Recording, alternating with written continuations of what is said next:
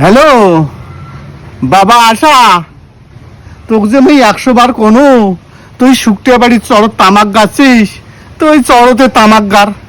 আর তুই যে যে বন্ধনের টাকা তুলিয়ে এই দোলাই উপরে একটা পাতাকপি গাড়ি দিলু 600-700 টাকা হাজিরে নিয়ে, এলা যে বাজার নিয়ে যা পাতাকপি কেমন নেয় না বাবা।